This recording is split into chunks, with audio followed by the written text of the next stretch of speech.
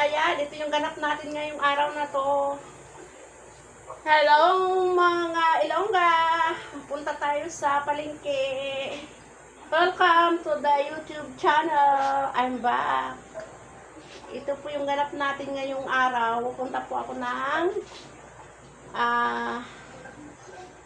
hindi palengke, ano lang pala, grocery store.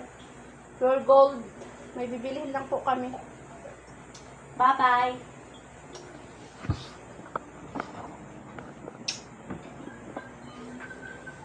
Mag-update na lang ako mamaya mga kailongga. Hello mga kailongga! Dito na naman tayo. Ito yung update namin. Lumabas kami, punta palengke. Hindi palengke, grocery. Dumiretso kami na inasal. Mainit kasi ang panahon. Sana ko hindi siya nagalo-halo. Ayan yun, nakakain niya. Ayan. Magpalamig muna tayo mga kailongga.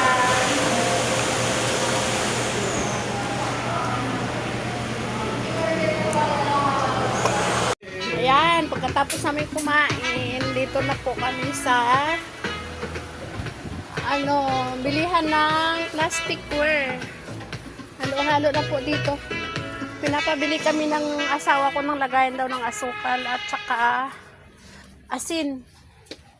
Ang ganitong Tupperware, oh. Yung medyo malaki pa dito. Nakatipet ko sa'yo, ma. Ay, ito, makati lang yung pet na anak ko. Wala may edit to, bahala ka dyan. Halo-halo po yung tinda dito. May damit, may chanelas, lahat na nandito, mga plastic work kasi dito. Tabo. Kuha ka ng tabo, be. Ay, shot ka lang.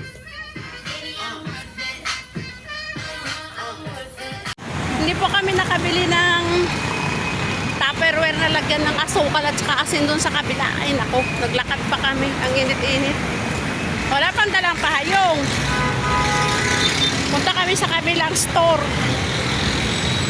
Titingnan namin kung may plastic doon. Hi mga kasisi, nandito po kami sa RM store. Bumili ng plasticware. Naghahanap po kami ng naghahanap po ako ng maglagyan ng asukal.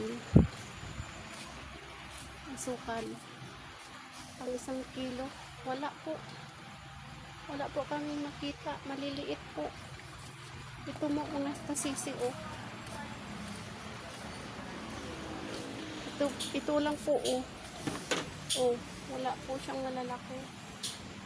29. Doon sa kabila kasi malaki na siya, pero ang taas, yan, nag-canvas muna kami.